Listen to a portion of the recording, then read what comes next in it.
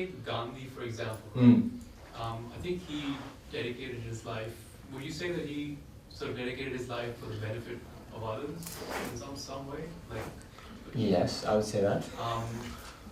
But he still became Gandhi, right? So, but like there's still this feeling that you want to be the one that makes the difference. Is that being selfish in some way? Yeah. Like you want to be the one that makes that big difference, yeah. not someone else. Right. So how do you sort of, you know, be detached from? Yeah, sure. And is it good to be detached from that? Yeah. Okay. So, all right. I think I understand the question. Okay. So let me just mention this, right? So, one, here when we talk about selfishness, there's like two ways, because some people then come with this question, right? They're like, oh, well, if you practice bodhicitta and cherish others, you'll become Buddha. So, and then you'll get the highest happiness. So isn't that being selfish, right? So here, His Holiness often says, well, if we're going to be selfish, we should be smart selfish, right? So here, it's not that, in the worldly conception of selfish, right? It's like, how do you say? There's one tea left, or there's one whatever milk cake left. Then we take it, right, and we don't give to others. Okay, that's selfish in the worldly sense, right? Okay, now the bodhisattva, by cherishing others, actually gets greater benefit than the piece of milk cake, right? So in one sense, that's smart selfish, but not selfish in the worldly sense. You know, like one of my friends, he's a comedian in Hawaii. You know, there's this saying around like Christmas, right? It's better to give than to receive, right? Mm-hmm. So he wrote on his Facebook, it's better to give than to receive. Therefore, I don't give because I'm not selfish. Mm-hmm. It's a joke, of course, right? But see, the point is, like on a worldly level, right? Okay, the one who's giving is the not selfish one. But on a more ultimate level, they're the ones who derive the more benefit from it. You know what I mean? Yes. But you don't go around saying, oh yeah, these bodhisattvas, yeah, you're so selfish because you're going to attain enlightenment. Right? Worldly people don't talk like that. Right? So, in any case, now in terms of bodhicitta, there's three kinds of bodhicitta they talk about. One is the king-like bodhicitta. Okay? So like a king who, you know, they have the power, they have the resources, you know, and then if you imagine like a very benevolent king, they can then do a lot of great work for the people of the country, right? Okay? So this kind of bodhicitta is like motivated by, okay, I'm going to, you know, attain enlightenment, I'm going to, you know, do it myself, and then I'll liberate all sentient beings. Okay? Now, then there's the next kind, which is like called the boatman-like bodhicitta. So like a boat going across the river, then when they reach the other bank, everyone reaches at the same time, right? Right? So they kind of make an aspiration, may I achieve enlightenment at the same time as everyone else. Okay? And then the shepherd-like bodhicitta, okay, like a shepherd tending to the flock, until all the sheep or animals are back into the pen, they don't go home, right? So these bodhisattvas, they have a very strong like aspiration. I will lead all sentient beings to enlightenment first, and then and only then I'll achieve enlightenment. Okay? So they say especially the shepherd-like bodhicitta is the most courageous, and it serves as an antidote to this thought like, I'm gonna do it, something like this, right?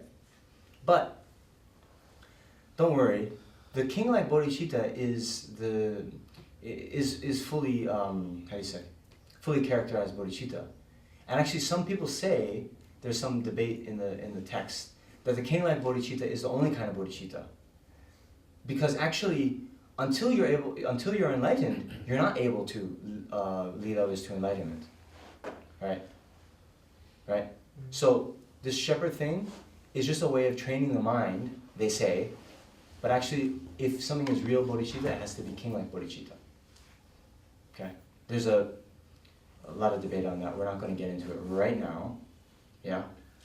But coming back, so anyway, what I'm saying just is, we need to have, and even here, in the chapter following the patience chapter, in the chapter on enthusiastic effort, they distinguish two kinds of pride, right?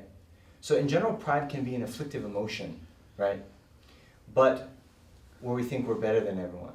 But we do need to have another kind of pride, like I alone will liberate all sentient beings from suffering. It's like a courageous kind of I alone will do it, you know? And that we do need to have, right? But what comes into it is kind of not doing it because we want like credit for it, you know? Like, who said, it's like in a business management book, it's like how much wonderful things can be done if like the team doesn't care about who gets the credit for it, something like this, right? I can imagine something like that. Yeah. Yeah. Anyway, so you know, the result is that sentient beings not suffer and sentient beings are happy, right? So sometimes we even see this in our own life, right? Like, like in my university, you know, it's like, okay, there's $1 million donors, yeah, for all the buildings, but then it's like, you know, Rockefeller Hall, or like, you know, all this kind of stuff, right?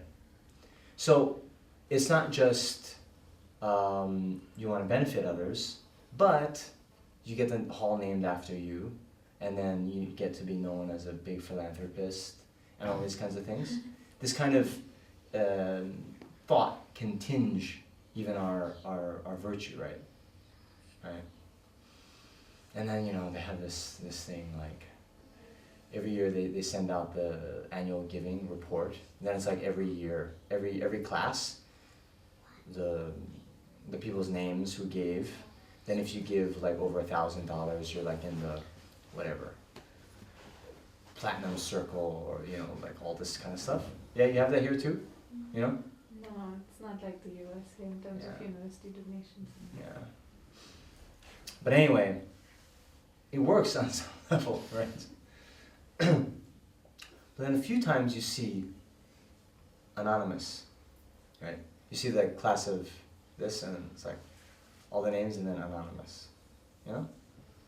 So it's good. It's good to do. It's good to just watch for us, right? This is what I was saying. Start with where we are. Like, for most of us, okay, we will benefit others to a certain extent, but we do want to be thanked for it. You know, we do want our efforts to be recognized. Yeah, which is why we're going to talk tomorrow. There's a about the 8 verses of mind training, which is also in this book. But there's a one verse that, you know, even if someone whom I have benefited and in whom I have great hopes gives me terrible harm, I shall view that person as my holy guru. You know. So the point to that stanza is that normally when we benefit others, yeah, then we're expecting them to appreciate or repay our kindness or something like this. But when in return for our benefit, they give us terrible harm, then our mind freaks out. That shows that our bodhicitta and cherishing others hasn't yet been fully developed. Right?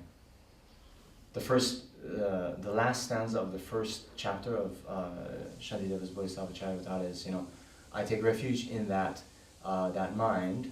I bow down to him in whom the precious Bodhi mind has been born. I take refuge in that mind which returns harm, which gives benefit to even those who harm. Something like this, yeah.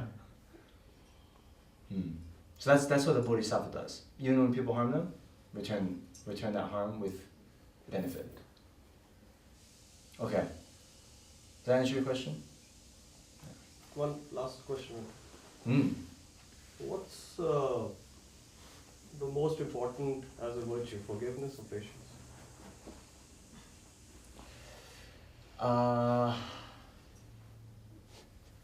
What's more important of the two? Well, probably patience. But because with patience we'll be able to forgive. But we were saying patience has those other elements to it, and particularly patience in achieving certainty about the Dharma,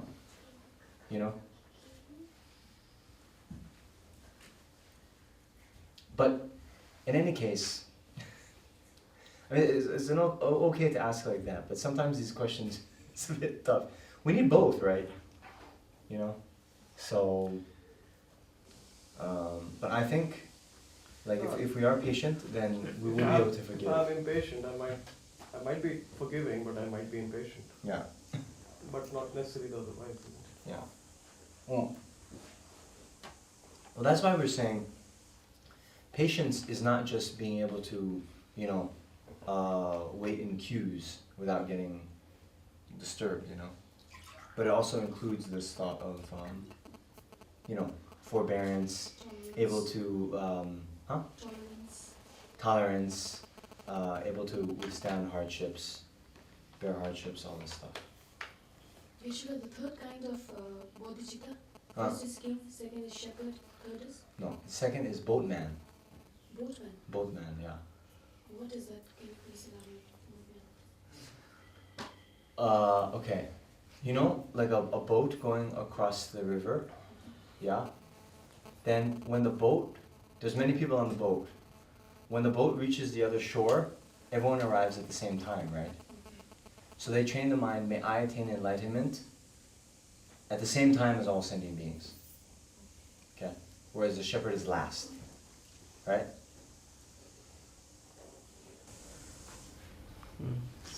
So I guess there are different levels of selflessness.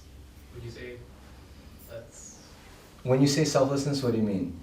So, for instance, like, I'll gain enlightenment when everyone else does, and then it's my turn. Yeah. And the first level was King, sorry, that's king the third level. level. The second level was I'll attain enlightenment Right. when everyone else attains enlightenment. So that's a little bit more selfish than the third level. Yeah. And then the first one is like, let me do it first, like the king. Yeah. And I'll be the generous one. Yeah. So, yeah. Okay. So, actually, all of them, they're all bodhicitta, and they all, in anyone who has those, there's no self-cherishing mind. Okay, right? But these are just ways to train the mind, right? So actually, it's impossible to lead everyone to enlightenment first and then attain enlightenment. Actually, it's impossible. Okay, but there's in Lamsung Kappa's Lecce, which is the golden garland of eloquence. Okay, this debate comes up, and the debater debates and says, okay, of these three, only the king-like bodhicitta is real bodhicitta, because if everyone, okay, let's say shepherd bodhicitta, if everyone has attained enlightenment already, then what's the purpose of me attaining enlightenment, right? Right? There's no purpose, yeah? And anyway, it's impossible for someone to lead someone else to enlightenment when you're not enlightened, okay? So this person, I think it's one of the Tibetans, Rigpe Rilchi was his name, Chomten Rigpe Rilchi, I believe. he debated like this before Lama Tsongkhapa came. And so Lama Tsongkhapa brings up this debate, and then his answer is, there's no fault here. Because bodhisattvas make many like impossible prayers, right? To train the mind, you know? We see this like many times, even Lama Zopa Rinpoche, he will pray, like, any being who even merely sees, hears, remembers, touches me, remembers me, may they instantly be freed from all their suffering, disease, spirit harm, negative karma, and obscurations, and abide in the peerless happiness of full enlightenment that very second. You know? Is that possible? No. But when you pray like that, right, then what happens to your mind? Try it for many years, right? Then it's like totally like, okay, if you're praying that, even if this person sees or hears or touches me or remembers me, may they, you know, be free from all their suffering.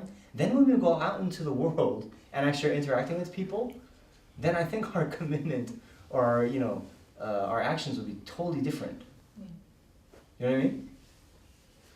So these so-called impossible prayers are ways of training the mind, right?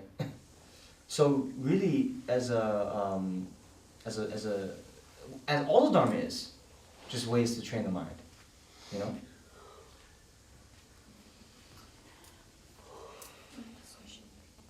Huh? Yes. Okay. Okay, I like questions. So these two more, and then that's it. Yeah. So, Sorry, Sonam first. yeah. Yeshila, this smart selfish, is it meritorious? Will we accumulate karma, more karma? Because like for instance, I lamp 108 bottle lamps, okay, with the motivation that I'll be accumulating good karma. Hmm. So is it, you know, like you said, one cake is there, so I'll distribute to some other. I won't eat it. Yeah. With the idea that, you know, I'll be accumulating good karma. I'm doing that. So is it meritorious? Am I accumulating good karma actually? What exactly is your meditation? Sorry, your motivation? Motivation is smart selfish. Yeah. Okay. So if you say now, even saying good karma, there can be different things, right? Those three scopes are like the three levels of motivation. So you can think, I need to attain enlightenment so I can liberate all sentient beings from the oceans of samsaric suffering, right? Therefore, I need to accumulate merit. Therefore, I'm going to offer these butter lamps. Okay?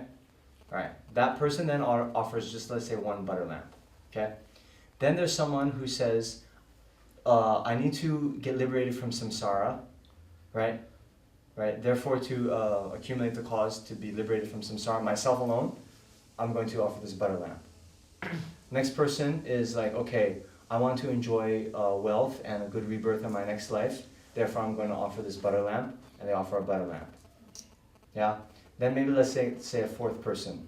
You know, I'm walking, or you know, you're walking with your friends at whatever, the Suglakang, yeah, the temple, and you want to impress your friends, so they know like, oh yeah, Sunam, she's really generous. She offers butter lamps at the temple.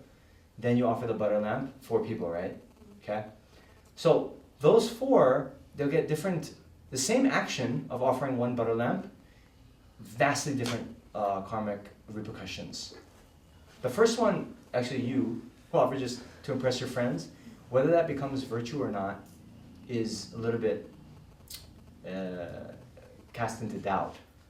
If you offer to a Buddha statue, then actually from the power of the object, then it will become virtue. But let's say it's offering to a beggar, it might not. Okay.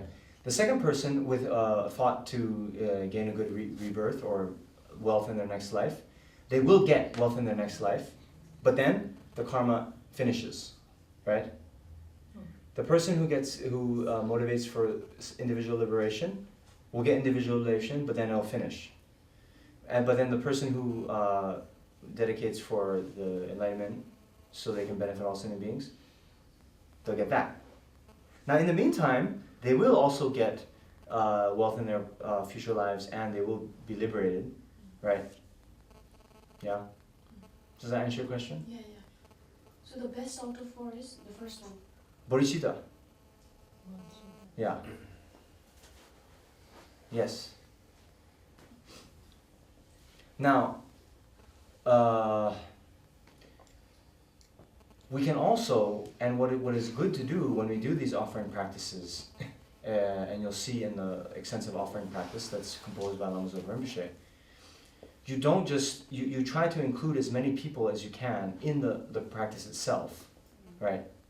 So you'll see in some of the commentaries, like as we meditate, we just visualize that all sentient beings are around us, meditating with us, right? As we offer a butter lamp, we can then, imagine that all sentient beings are offering with us. And then after we do, we can just dedicate the merit that, okay, may this merit not ripen on me, but ripen on all of the sentient beings, May I not even get one kind of small benefit from this merit, but may that merit only ripen on others. We can dedicate like that, and it's good to.